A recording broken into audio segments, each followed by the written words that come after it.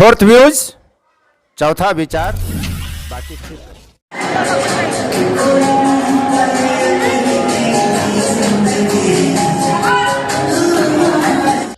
बच्चों की मनोवैज्ञानिक क्षमता की पहचान कैसे की जाए, यह बड़ा प्रश्न आता है। अभिभावक क्या करें कि उनके बच्चे संस्कारिक हों, शिक्षित होने के साथ साथ और बड़े होने पर बड़ा नाम कर सकें, बड़ा काम कर सकें, संस्कार के साथ, और अपना काम खुद कर सके, आत्मनिर्भर बन सके। इसी मुद्दे पर एक कार्यशाला का आयोजन बिहार के औरंगाबाद जिला के दाऊद नगर में स्थित विवेकानंद मिशन स्कूल में आयोजित किया गया, जिसमें हरियाणा की मधु शर्मा ने शिक्षकों की क्लास ली, शिक्षकों को समझाया कि बच्चों के साथ उनका व्यवहार कैसा होना चाहिए।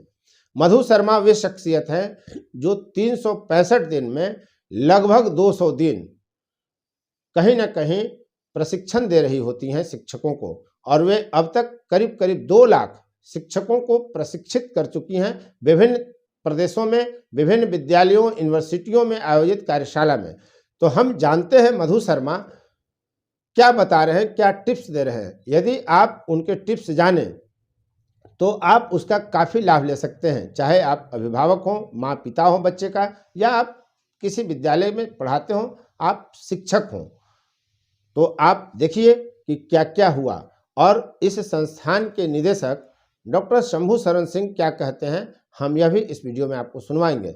यदि आपने अब तक इस चैनल को सब्सक्राइब नहीं किया है तो चैनल को कृपया सब्सक्राइब कर लें, शेयर, लाइक, कमेंट जरूर करें। और एक सैलरी में 2 सैलरी का काम क्यों करते हैं? ऐसा किया तो मतलब 2 सैलरी का काम नहीं चलता, हमें चलता कैसे नहीं, कैसे चलता नहीं, ये चर्चा होता है कि फिर आप कुछ बोलते हो, जवाब देते हो, तो आगे क्या बोलते हो? वो कभी कभी मतलब कि हस्बैंड हो या फिर जो सासू हो, उनका कुछ अलग रिएक्शन होता है। यूपी की टीचर्स को बोलते हैं ये मुखेरी बंद रखो, हम लोग यहाँ वैसा नहीं, स्कूल नहीं है ये तुम्हारा। जैसे कई बार मैं कुछ बोलती हूँ, ऐसे कैसे नहीं बोलते, मैं मेरे को बोलते तो आपको क्यों नहीं बोलते? मेरे को बोलते वर्कशॉप मत करो। अभी अगर सर ने मुझे ये माइक नहीं भी दिया होता तो भी मैं इतनी ऊंची आवाज में 2 बजे तक बोलती बिना थके। तो मुझे भी बोलते हैं वर्कशॉप मत करो। फिर आगे से फिर ये भी बोलते हैं, टीचर्स बताती हैं मुझे, पूरे इंडिया की टीचर्स बताती हैं, तुम हो क्या हो तुम? टीचर ही तो हो जी। कौन सा तुम्हारी सैलरी से घर चल रहा है? बोलते हैं कि बोलते हैं? बोला जाता है। और जब कभी बोला जाता है तो आपको कैसा महसूस होता है? बहुत गिल्टी फील होता है। गिल्टी फील होता है कि रोने का मन करता है? रोने का, हाँ बोलो ना, फिर खुल के बोलो, रोने का मन करता है, दिल टूट जाता है, बेइज्जती महसूस होती है, और फिर लगता है क्या यार, परसों मुझे टीचर बता रही थी मैं कितना भी काम करूं मैं घर पे 0 ही हूं, विच इज अ फैक्ट। घर पे 0 ही है। और हमारी सबसे बड़ी प्रॉब्लम ये है कि हम घर में भी झांसी की रानी बनना चाहते हैं, परफेक्ट काम करना चाहते हैं, और स्कूल में भी हम परफेक्ट काम करना चाहते हैं। और इसमें सबसे ज्यादा स्ट्रेस और सबसे ज्यादा तनाव हमको, and what we don't realise is we are agents of change. हम चेंज के एजेंट हैं। परिवार में अगर सोच बदल रही है तो वो टीचर की पढ़ाई के कारण बदलेगी, मोहल्ले में सोच बदलेगी, बिहार में सोच बदलेगी, देश में सोच बदलेगी, दुनिया में सोच बदलेगी, हमारे हाथ से सोच बदलेगी। हमारे कंधों पे बहुत ज्यादा भार है। मैं ये नहीं बोल रही हूँ कि आप परिवार का मत देखिए, परिवार का तो देखना ही है मुझे, पर जब आप रोती हैं या जब आप नाराज होते हैं और जो आपको स्ट्रेस होता है, तो आप रियलाइज नहीं कर रहे हैं किसी के लिए करना बुरा तो बहुत दूर की बात है। एक बुरा विचार भी लेके आओगे तो ये एक केमिकल आने लगता है जिसका नाम है एड्रेनालाइन, जो आपके शरीर में सिक्रीट करने लगेगा और आपकी फिजिकल बॉडी को अटैक करेगा। उसका असर क्या होगा? जब तक आपके अंदर वो नकारात्मक विचार रहेगा, ये केमिकल आपके अंदर रहेगा, छाती पे भारीपन लगेगा, पल्स रेट तेज हो जाएगी, दिल की धड़कन तेज हो जाएगी, और 14 पॉइंट्स, शरीर में 14 पॉइंट्स हैं जिनमें दर्द शुरू हो जाता है, ब्लड प्रेशर हाई और लो हो जाता है। मेरे को ये बताओ, मैं दूसरों के पीछे क्यों अपनी तबीयत खराब करूं?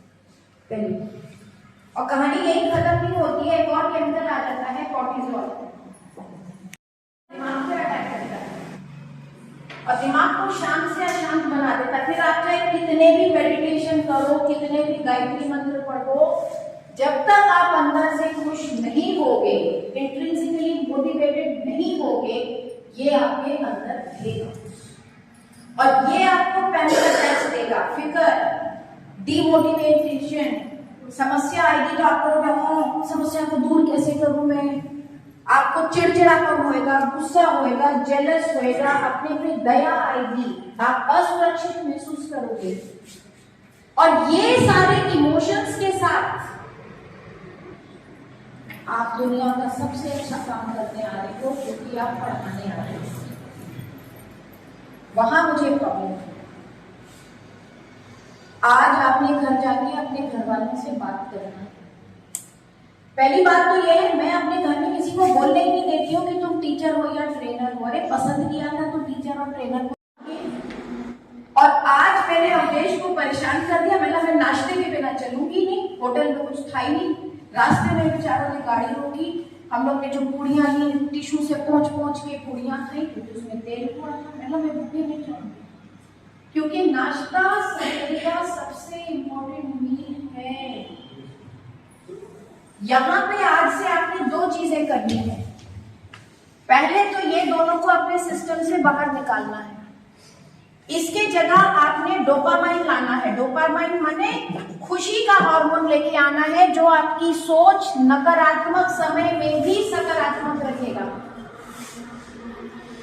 आपने अपने परिवार की जिम्मेवारी उठानी है ना लंबे टाइम तक।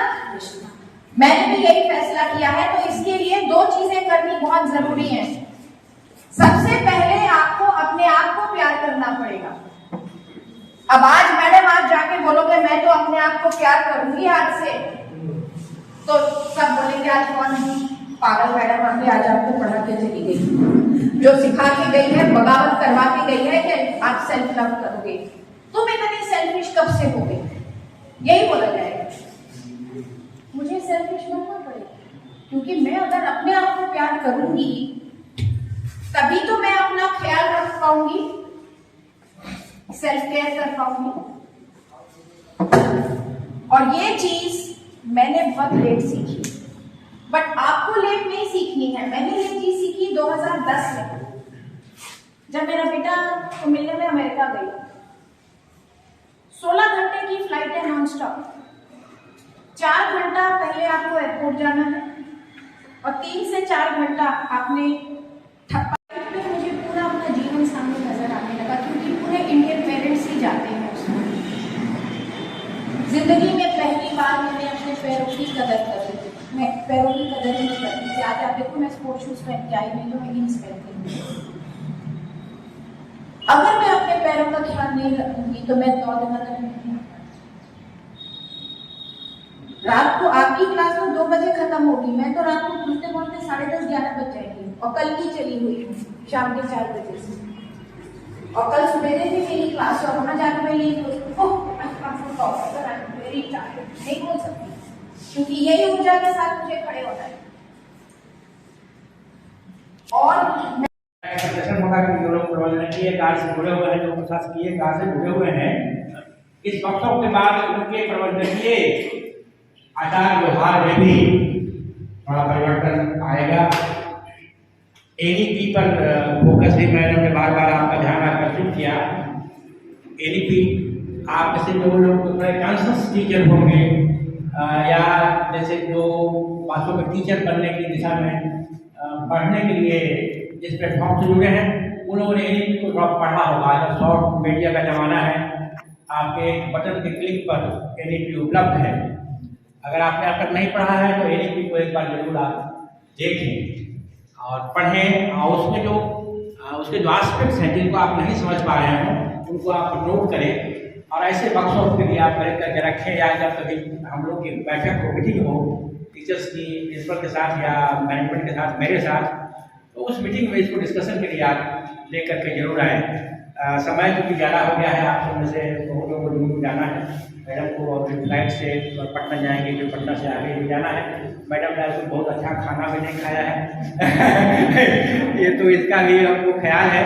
और कल ही से ये 2 दिनों से लगातार बिजी है। फिर कल भी इनका तीसरी जगह किसी तीसरे कॉलेज में इंटरेक्शन है बच्चों के साथ, स्टूडेंट्स के साथ। कल इनका मैं अभी प्रोग्राम देख रहा था किसी विश्वविद्यालय के स्टूडेंट के साथ, हजारों बच्चे जहाँ थे उनके साथ इनकी वो ओरिएंटेशन प्रोग्राम जो रहेगी। तो ये तमाम ऐसे ये सब कार्यक्रम से आपको आपके पर्सनालिटी को बिल्ड करने का एक ऐसा अवसर मिलता है, आपको आपका जो स्किल है उसको डेवलप करने का अवसर प्रदान किया जाता है इसके माध्यम से। आप इसको कितना सीरियसली लेते हैं, कितना पॉजिटिव लेते हैं, इस पर भी बहुत कुछ निर्भर करता है। कई लोग होंगे जो सिर्फ टाइम पास किया, लिया कुछ ना लिया, थोड़ा ओवर कॉन्फिडेंस, जैसे कि मैडम ने ओवर कॉन्फिडेंस की चर्चा भी करी अपने वर्कशॉप के दौरान। ओवर कॉन्फिडेंस कई बार हमको बढ़ने नहीं देता है। कई बार हमारा जो ईगो है, साइकोलॉजी का ईगो, सुपर ईगो, आप सबने पढ़ा होगा ट्रेनिंग के दौरान भी, तो वो जो ईगो एक है ना आपके अंदर का, जो बहुत हम दिनों से पढ़ा रहे हैं, हमने बहुत अच्छे अच्छे बच्चे को प्रोडक्ट बना के भेज दिए सोसाइटी में और देश की सेवा में, दुनिया की सेवा में। यह जो एक ईगो है आपको कई बार बढ़ने की दिशा में अवरोध पैदा करता है। आप यही एक बेहतर शिक्षक बनाने की दिशा में अपने को रोक लेते हैं, वहीं से आपका एक डाइवर्सन आ रहा है। उन चीज़ों को बाहर कैसे करेंगे इसके बारे में भी मैंने टिप्स दिया। आप यहाँ से पॉजिटिव लेकर के जाइए और कल से समाज को बदलने के लिए जो आप योगदान करते हैं उसको थोड़ा उत्कृष्ट बनाते हुए और बेहतर बनाते हुए समाज को और अच्छे से गढ़ने में अपना योगदान करिए। धन्यवाद। फोर्थ व्यूज, चौथा विचार।